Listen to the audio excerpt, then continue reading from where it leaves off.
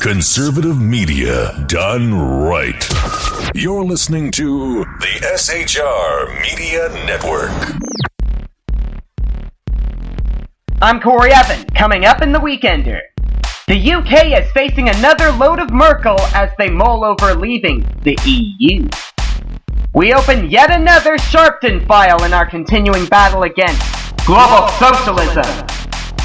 In Crime and Pinhead, one defendant has a literally bird-brained idea, hiring a bird to defend him. A syndication king is honored today in our game show News Minute. And as I get ready for matrimony, I tell you what not to buy me, or my wife. Don't worry, you'll understand after I tell you. The Weekender starts now. Making sense of the week's news and most of your weekend from Southern California. This is the SHR Weekender with Corey Evans. I hope all of you had a good Memorial Day. I certainly enjoyed it as I started the preparations for my marriage. And speaking of my marriage, I will not be on next Saturday as, of course, I will be at the altar getting ready to get married. So instead, I have authorized the Sackheads, and I'm going to authorize Jason as well from the Evan Miller Report, to bring you the best of the SHR Weekender as they handpick their personal favorite clips from the past 5 months. I hope you enjoy it until I get back, but in the meantime, let's get to it. Angela Merkel has said she does not rule out future treaty changes in Europe and will be a, quote, constructive partner to the UK in getting reforms, according to the BBC. After talks with David Cameron, the German leader said her clear-cut view was that the UK should stay in the EU. Of course she's going to say that. While there was already common ground across many areas, she said. She also said progress on welfare would be more protracted. Define protracted. The British Prime Minister said there was no magic solution to reform. Of course there's not. But where there's a will, there's a way. The Prime Minister is on a whistle-stop tour of Europe trying to gather support for changes he wants before holding the UK's EU membership referendum. Also repeated his call for FIFA boss Sepp Blatter to stand down as soon as possible. Speaking at a press conference after their talks in Berlin, Ms. Merkel said the two leaders had begun to talk about specific issues of future reform after Mr. Cameron's general election victory. She told journalists that Germany and other EU countries had red lines, such as upholding the principle of freedom of movement, but that she hoped as far as possible to accommodate the UK's demands. She added, quote, "We would like to be a part of the process that is going on in Great Britain at the moment, and we would like to be a constructive partner in this process." But the accompanying headline was more of a surprise to Germans. Merkel doesn't rule out treaty change. Because Ms. Merkel, like the leaders of France and Poland, has thus far drawn the line at treaty change. Now she seems to be saying, quote, "Let's look at the content of what Mr. Cameron wants before we assess how and if we can achieve it." Friday's working lunch at the Chancellery, which reportedly consisted of shrimp tartare with salad, veal escalope, asparagus, and potatoes, followed by strawberries, Duper double rare, seems to have set a conciliatory tone. Her apparent willingness to compromise may irritate some. A senior German business figure told the BBC that Ms. Merkel should refuse to negotiate with Mr. Cameron while he's threatening to pull Britain out of the EU. Mr. Cameron repeated his belief that the changes could only be achieved through treaty change, a move opposed by some European countries, including France. But he said what mattered was the substance of the reforms, not the method by which they would be achieved. But no matter how they are achieved or not, we will keep an eye on those changes and see if any are made in future reports. Getting back to FIFA, at the end of a week in which soccer's world governing body was rocked by corruption charges, FIFA yesterday decided to remain with its current leader, giving President Sepp Blatter a 5th term over Jordan's Prince Ali bin al-Hussein. Blatter won a first round of voting by a count of 133 to 73 over Ali. It was not enough to have won a second round, he needed 140 votes, but Ali opted to withdraw from the race rather than go to a second ballot, which requires only a simple majority. Blatter was in high spirits after the vote, smiling ear to ear, joking from the podium with individual members, and offering gratitude to supporters. The voting came after 14 people, including high-ranking FIFA officials, were indicted in the U.S. earlier this week in a racketeering and fraud scheme that prosecutors said had corrupted the world's most popular sport while lining defendants' pockets with millions of dollars. The charges, which coincided with raids Wednesday in Miami and Zurich, Switzerland, followed a 3-year FBI investigation into alleged crimes that U.S. Attorney General Loretta Lynch and other law enforcement officials said dated back more than 20 years. Blatter was not named in the indictment. But be thou warned, Mr. Blatter, any more of this, and I personally will come after you with vermin German insults, as Jason from the Evermore Report would say. Next up from Reuters, a volcano erupted on a remote Japanese island yesterday, blasting black smoke thousands of meters into the sky and forcing residents to flee by boat and an airline to reroute flights. A pyroclastic flow of superheated gas and rock rolled down the side of Mount Shindaki on the southern island of Kuchinoera-Bojima and into the ocean. A 72-year-old man suffered minor burns to his face, but there were no reports of other injuries among the island's 137 residents. Others described a smell of sulfur and clouds of smoke that billowed into the sky. Ash blanketed lower slopes and fell like snow on Yakushima, 7 miles to the east. Residents, many elderly and carrying boxes and bags, fled by boat to the closest neighboring island of Yakushima an hour away, where they disembarked shortly before sunset. Several struggled to control excited dogs on leashes. All Nippon Airways said it would divert some flights as a precaution, but it did not cancel any. JAL said it did not have any plans to change flights. Kuchinoera-Bojima is about 70 miles south of Japan's southernmost main island of Kyushu and 620 miles southwest of Tokyo. It's not clear if the eruption would affect the restart of Kyushu Electric Power Sendai nuclear plant, which on Wednesday cleared the last of the nuclear regulator's safety hurdles introduced after the Fukushima Daiichi plant accident on March 11th of 2011. The company said the volcano posed no risk to the Sendai plant on Kyushu, and volcanologists agreed. Stay with us, we will keep an eye on this story, and if any updates come in, we will let you know. Coming stateside, scores of people were rescued from flash flooding in central Texas yesterday as emergency responders throughout the state struggled to cope with another round of storms during the wettest May on record, according to NBC News. In Dallas alone, more than 200 people, all believed to be in cars, were rescued from flooding in the city overnight, according to the Dallas Office of Emergency Management. Nearly 7 inches of rain fell on the city, but there were no immediate reports of injuries or deaths, this according to Emergency Management Coordinator Kevin Oden. Waterlogged highways and roads around Dallas became parking lots through the morning for drivers trying to get to work. The local Red Cross delivered Girl Scout cookies and water to stranded drivers, according to NBC Dallas-Fort Worth. Officials have been closely watching rising rivers and creeks in Texas after heavy rains last weekend. At least 27 people are dead and 13 missing in flooding across the state this week. Another victim was identified Friday as Jack Howard Alter, who disappeared in Houston following an attempted water rescue by emergency responders. The latest flooding alerts have been widespread, extending nearly 800 miles from southern Texas to central Missouri, according to the Weather Channel. Officials in Johnson County, about 54 miles south of Dallas, said they had evacuated about 12 people caught in flooding overnight, including some rescued from homes inundated with water. So you can tell just how wet the situation is out there. On one hand, they should be grateful for the water, but at the same time, it's not an ideal situation for it to come in. And on to a state which hardly gets any rain at all. Officials aim to reopen LA area beaches after cleaning up oily goo that washed ashore. Workers scooped up truckloads, about 30 cubic yards, of sandy tar balls and patties that began washing up Wednesday, but had mostly dissipated by Thursday.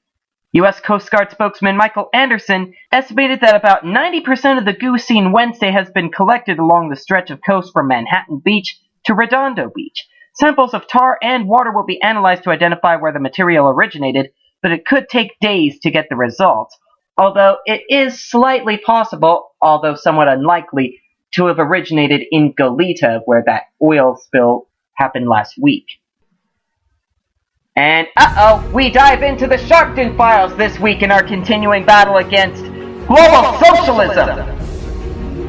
From the National Review, Al Sharpton's daughter Dominique has recently grabbed headlines for her $5 million lawsuit against the city of New York over a sprained ankle. But the shakedown may not stop there. New records reviewed by National Review show Sharpton's daughter and her boyfriend Marcus Bright together run a shadowy nonprofit that shares corporate donors, board members, and office space with Al Sharpton's National Action Network, and they won't answer any questions about it. In tax filings, Education for a Better America states that its mission is to build a bridge between policymakers and the classroom by supporting innovations in the delivery of education and disseminating information and findings that impact our schools, quote unquote. The nonprofit's publications show the group hosting or participating in education-focused assemblies, speeches, summits, and events in New York City, Miami, Atlanta, Philadelphia, Chicago, and Washington, D.C., among other cities. One source close to the Sharpton family says it's all a scam. It's a cover for money, basically to subsidize Dominique Sharpton and Bright to do what they do. They put it all on their Instagram and their Facebook. Most of the time, it's like they're on vacation. One could argue, being totally objective, that some of what Al Sharpton has done in terms of advocacy has helped black people and civil rights. Tell me one thing that Education for a Better America has done to help education, unquote. Strong words. Ms. Sharpton wrote in an email that, quote, our board has declined an interview with National Review, and she failed to respond to an email requesting an interview about the many instances in which her personal life and professional life entwine. Beware, America! Miss Sharpton could be just like her father. And that is not a good thing. And our second item in global socialism today is all wet. The drought warnings have sunk in. So many Southern Californians want to rip out their water-hogging lawns that, according to the LA Times, the Metropolitan Water District nearly ran out of money for turf removal rebates. In the last year, residents, businesses, and public agencies filed more than 45,000 applications seeking well over $300 million in cash for grass incentives, more than triple the district's $100 million budget. Nearly a third of those applications arrived after Governor Brown ordered the state's first ever mandatory water use restrictions in April. Faced with overwhelming demand, the MWD Board of Directors voted Tuesday to increase funding for turf removal by $350 million, a temporary boost intended to cover the surge in rebate requests through the end of 2015. The money should be enough to replace 172 million square feet of grass, which far surpasses Brown's call for California to replace 50 million square feet with drought-tolerant landscaping.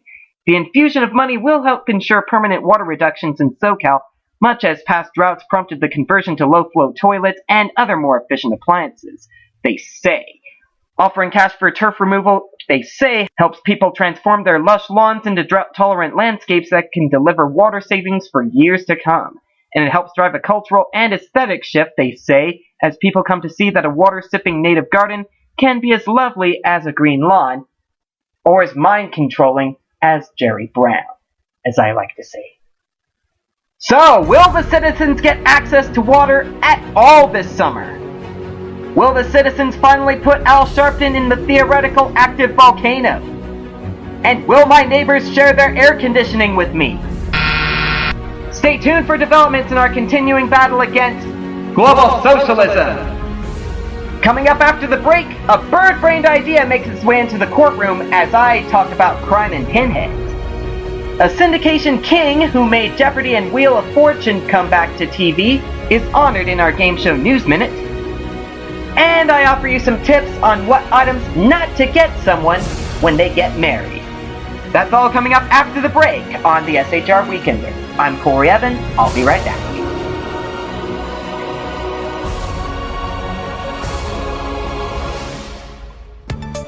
I'm Jason Miller from the Evan Miller Report. Each weeknight, I take you around the world with the latest in world news and politics, not the least of which what's going on in good old Washington, D.C.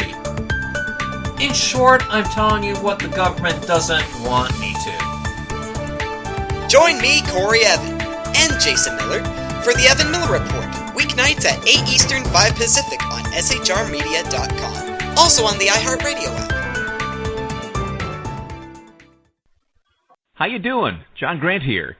When I'm not slaving over a hot microphone on the 405radio.com Saturdays at 10 a.m. Eastern, I check out Sean and Clint here at Sackheads Radio.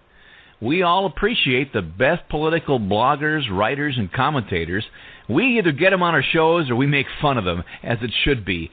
So check us out live Saturdays at 10 a.m. Eastern or forever on the podcasts on the 405radio.com. You're listening to the SHR Weekender on shrmedia.com. Once again, here's Corey. I thank you, Sackhead Sean, from the Sackheads Radio Show every Wednesday, 11 Eastern, 8 Pacific, right here on shrmedia.com. You're listening to the SHR Weekender, as he just said. And Sean, you may want to let Socko out of his cage and text him hourly to remind him to pick his picks for the best of the SHR Weekender next week. But never mind, it's time to find out who botched their crimes this week in Crime and Pinhead. Yes, Jason Miller's favorite time of the week, where we find out who did something so stupid in committing their crimes that it was only a matter of time before he got to listen to it. Defending yourself in a court case is rarely recommended, but appointing a stuffed owl as your lawyer is really bird-brained, according to the Huffington Post. Nevertheless, that's who, or what, Charles Abbott brought as his attorney when he appeared in an Aspen, Colorado courtroom on Tuesday, the AP reports. Abbott is accused of violating a protection order involving his former roommate Michael Stranahan. The order was filed after Abbott allegedly assaulted Stranahan at an Al-Anon meeting. Ugh. Stranahan said Abbott violated the order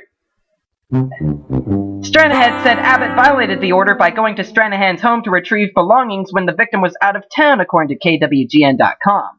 In court, Abbott placed a fuzzy stuffed owl at the defense table and told the judge that the owl, named Solomon, would be his legal counsel until a public defender was assigned to the case, the Aspen Times reports. The judge ignored the owl, who had little to say during the proceedings, but asked Stranahan if he'd amend the court order to allow mediation. Stranahan declined, saying he didn't feel safe being in close proximity to Abbott, so the hearing ended with the order still in place. However, Abbott is allowed to attend the same church, provided he doesn't initiate contact. The owl had no comment. Who ever thought bringing an owl to court was a good idea? Who put that in your head? Next up, a California teenager is in trouble with the law after deciding to steal a van he saw idling outside the Oakland City Hall. Well, it turns out the unmarked vehicle was actually news station KPIX's news van, and the reporter Da Lin was in the back working on a story. According to the San Fran Chronicle, Lin yelled at the teen, identified as 18-year-old Marshawn Daniels, who was taken aback by the revelation it was a TV truck. The teen jumped out of the van and was then apprehended by a KPIX security guard who was nearby. Daniels has been charged with attempted auto theft, and thank goodness, he made news and, most likely, live news. Talk about a live story there, eh, Shackhead Sean? And finally from the AP, a Butte, Montana man has been charged with felony production or manufacture of dangerous drugs for allegedly growing marijuana plants in his grandmother's basement. Oh dear. Oh dear. The Montana Standard reports 25-year-old Daniel Blackburn appeared in court Thursday before Butte Justice Court Judge Ben Pesdark. Police seized 9 marijuana plants, grow lights, and other equipment from the grandmother's residence Tuesday. The plants had been discovered by the woman's sons who were attempting to do work in the basement. Police say Blackburn had been living in the basement, and other marijuana plants may have previously been harvested at the residence. Blackburn has also been charged with criminal possession of drug paraphernalia, a misdemeanor, and I say that's pretty much the dumbest place in the world to start a pot plant. In your grandmother's basement, I'm sure she would never have that stuff in her home. Not by choice. Dumb criminals beware! I'm watching you. And whether you're high or not, I will see you after my wedding in Crime and Pinhead. Now for me, ladies and gentlemen, the effort to get married has been a very long-term goal of mine. I've obviously asked out many girls, and all have said no, but then one girl asked me out, and I accepted. And the rest, as they say, is history. And it feels like only yesterday when I met a girl on the way to a church conference, and now that same girl is coming with me to the temple to get married. Forgive me for being so excited about getting married, but honestly, it's one of the happiest decisions I've ever made, and hopefully one that all of you have or will make in your lives. But wedding guests inevitably face an age-old question: what to give the bride and groom? Well, honestly, as long as you give some thought to it, whoever's coming to my wedding, who already have invitations, I don't really care. As long as it works, I'll be very grateful. But for the rest of you across America and the world who are attending a wedding and thinking about anything that appears on the list that I'm about to read you, please reconsider. Brides and grooms have told the Knot.com wedding gifts that they've received that they wish that they didn't yet. Don't assume that your taste in art is the same as the couple's. One person's Picasso is another person's 3-year-old's drawing. Such as the 3D painting of the 3D painting of horses my fiancé will love, but other than that, a ceramic fish statue, I think we can agree, no. And get us an actual wine cork if you're going to get us a wine cork, not a picture of one. Next up, the standard wedding etiquette to spend is approximately as follows. For a coworker or a distant family friend or relative, they say to aim for about $50 to $75. Or for a relative or friend, the ballpark jumps to about $100. And for the closest ones, you'll probably spend in excess of that. But as long as you avoid the skimps below, you should at least stay on speaking terms. The first one is, if you're going to get anything from the 99-cent store, get the tag off of it. And if you get them a gift card, put something on that gift card. I mean, duh, they want to take the gift card and use it. Oh yes, and a Febreze air freshener, I mean, that's an offensive gift right there. Probably about as offensive as your odor. But the last thing you want to get them is an IOU. And if you're thinking about re-gifting, you may want to think carefully. I mean, I can understand if you've already got something similar, like if someone gave you a blender when you've already got a professional blender or a Doesnt or something like that. But try not to make it look like you're re-gifting. I mean, if it's obviously something that you don't want, they're gonna notice. And things may still be awkward between the newly wedded couple, so don't get them a book on relationships or an emergency survival kit. Or anything whose title needs censor bars in order to make it onto TV. And make sure that you know the couple very well so you know what to get them. Like myself, I can cook, but I don't need 6 George Foreman grills. A set of frying pans is probably more along the lines of what we need. But most importantly, please don't get me a Bill Clinton pot holder, because if you do that, I'm just going to have to forward that to Mr. Clinton. I mean, he does pop in from time to time, even though all y'all know that's just me with a very bad southern accent, if you will. Oh yes, and please, don't buy the lucky couple a fertility idol. I mean, are you trying to put a blessing or cursing on them? You throw rice at their car as they're leaving, not give them some weird idol that probably was stolen from the set of Survivor. I mean, good grief!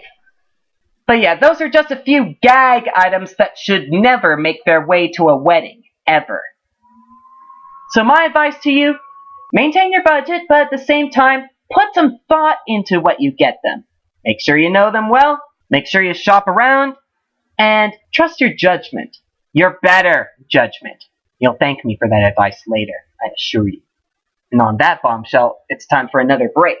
When we come back, we honor the man who brought Jeopardy back to TV and put Wheel of Fortune into its highly successful syndication in our Game Show News Minute. And today's tip of the week is all about the power of no. When we return on the SHR Weekender.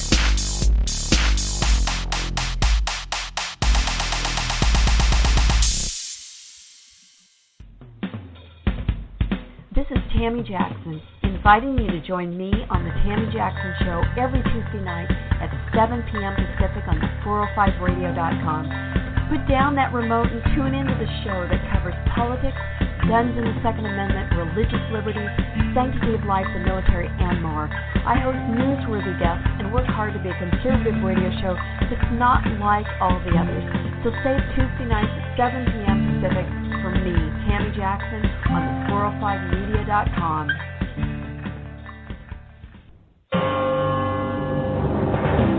Hello, I'm Paul, a student at Hillsdale College.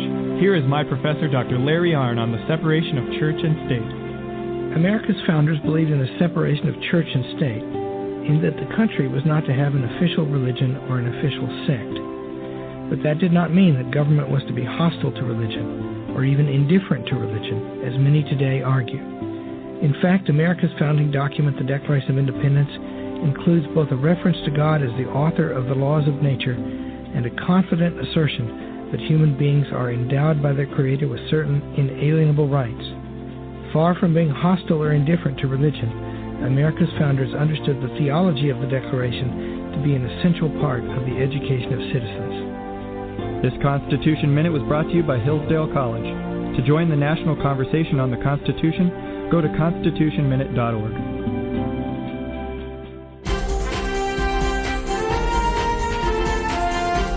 I'm Corey Evan, the Game Show Geek. It is Saturday, May 30th, 2015. Here's your Game Show News Minute.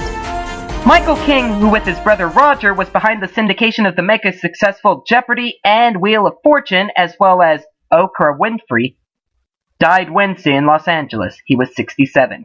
King had been in intensive care at Cedars-Sinai Medical Center in LA and was taken off life support after being admitted with pneumonia nearly 3 weeks ago, according to media reports. Rest in peace, Mr. King. You did a good job bringing those ones to my home. Cake is the centerpiece of every perfect celebration. On Food Network's Cake Wars, premiering this Monday, 4 expert bakers compete for the opportunity to have their jaw-dropping cake start a major party or special event. Jonathan Bennett hosts this grueling competition as the decorated bakers aim to impress master pastry chefs Ron Ben Israel and Waylon Lucas. Who will take home the 10 grand? We'll find out, and it'll be a sweet victory. And for my Jenny, there were new obstacles on the Season 7 premiere of American Ninja Warrior on Wednesday, but the ratings didn't seem to be one of them. Starting off with Venice qualifiers, the competition show saw a rise of 13% over its Season 6 premiere back on May 26 last year. With almost 6 million people watching, ANW was also up 27% viewership-wise from its 2014 debut. So there you go, Jennifer. Even your shows are making it into my Game Show News Minute. Yes, I know my Game Show News Minutes and all my other media stuff take up a lot of our time, but I am thinking of you, I promise. And on that note, that is your Game Show News Minute. I'll see you at the altar, Jennifer. Forgive me for being a blowhard, ladies and gentlemen, but this wedding is that big of a deal to me, and the venue is an even bigger deal. Good pick of place, Jennifer. But now on to our tip of the week, which I like to call the power of no. At least locally, kids are starting to come home from school for the summer, and honestly, that's going to push your budget to the edge. So how can you fight back? Well, there's one word, parents, that you need to add to your vocabulary if you haven't yet learned it, and I hope you have by now, but I will reinforce it anyway. The word no! Such as if the kids are trying to buy ice cream from the ice cream truck and you don't exactly have room in the budget, just tell them, sorry, but no. But Corey, what if they start begging and pleading and crying? Just say no. But what if they start pounding on me? Just say no. What if they tell me I hate you? I don't ever want to see your face again and run to their room? Just say no. But don't just tell them because I said so as you tell them no, because honestly, that's a phrase that should be eliminated from your book. Because I said so just doesn't say why you have to say no. You gotta tell them either A, there's just no room in the budget, or B, you're saving that money for something even better than a local ice cream truck ice cream. Like if you're saving money to go to a theme park or something like that. Divert the money to that and just get them excited for that. Think of whatever you have to, but if you need to save money because you're on a tighter budget, you gotta say no. If you're able to say that and have the kids understand, you'll be a lot better off this summer. And on that bombshell, it's time to end this week's SHR Weekender for May 30th, 2015, and I'll see you in 2 weeks, hopefully. In the meantime, follow us on Facebook.com/SHR Weekender. You'll be glad you did. For all of us here at SHR Media, I thank you for listening. Make all your relationships good ones or not. The choice is yours. Thanks for listening to the SHR Weekender. For more information on today's program, go to shrmedia.com.